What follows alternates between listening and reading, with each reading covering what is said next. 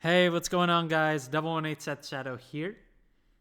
We're getting closer to April, which is going to bring us set 4 soon, so we'll see some changes in the meta overall, but there are still movements happening regardless of what's happening in today's meta, in particular with some things that are coming in the future beyond that, too.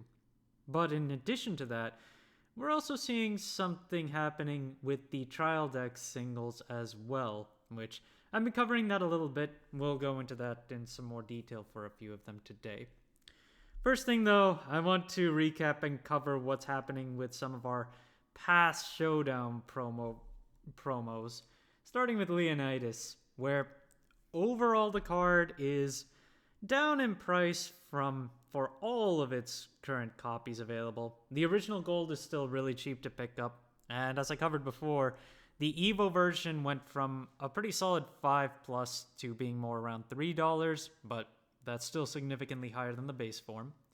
And as for the Showdown promo, which you get for winning the tournament, that's still lower than $20 to pick up. 18 is the base price, and the market price is just above that with 6 listings. Leonidas is phasing out a bit more due to the lack of play of mid-range, and with Rush Hero aggro, it's mostly just one copy if you play it at all, and I'm not even sure if Roundtable in the next format plays it. Silverbolt is the next one, which currently only has its one copy from Advent of Genesis, and then of course the Shadowverse promo. This one is still really easy to pick up, despite Silverbolt being one of the primary decks that you play for Forest these days. It's 39 listings and still 7 cents as a base price, and the market price is still 35 cents. The promo version is at a market price of almost 14 and is 10.51 to start. So, yeah, these promos still aren't really going anywhere, but at least they are holding at least something. Over time, though, I don't think we'll see as much of Silverbolt play, but in set 4, it's still got some relative usability. Acolyte's Light. This is exclusive to the Haven starter deck, and I had been covering how this card was running out of quantities and slowly creeping up. Well, it's taking effect. The market price is now $2, or at least close to it, and $5 has been the recent sell of this card, especially if you have more than one copy. Current available listings are at $6 plus right now when you consider shipping as well, and there aren't too many quantities left of it. Right now it's exclusive to the trial deck, so until we get a promo, I would anticipate this price is going to keep rising. I also want to point out that the Eris Leader card from the starter deck is out of stock. It's been selling for 50 cents or $1 at this point, which is pretty typical of a leader card. But yeah, there are no listings of this on the market right now. So if you need a Haven leader, you're going to have to buy the deck, or you'll have to go and look at the various ones from the booster packs. Playful Necromancer is another exclusive, this time to the Abysscraft deck.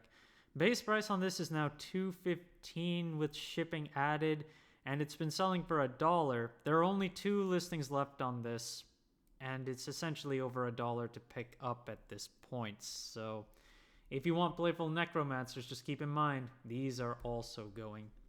Undying Resentment is also exclusive to the Abysscraft deck, and it does see play given the ability to fuel Necrocharge, and it's a quick. Right now, it has listings.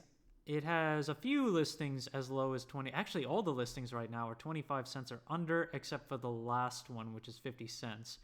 But if these all go, and I wouldn't be surprised if they do, that means this card will probably end up becoming another dollar or higher card as well, which will still be cheaper to pick up as a playset than buying the deck itself, but might as well pick them up at 25 cents if you need them.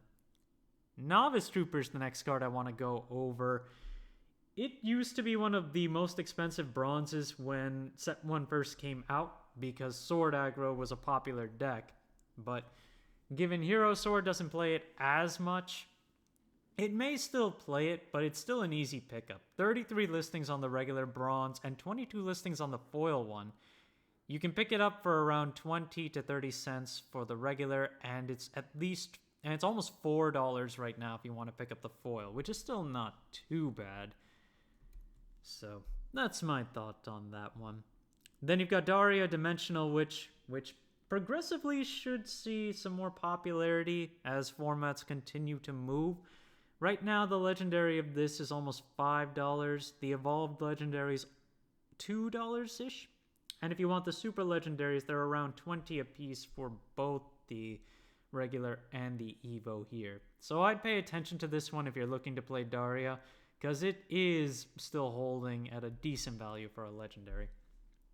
Snow White has been going up in value for its base legendary, so I wanted to cover this one.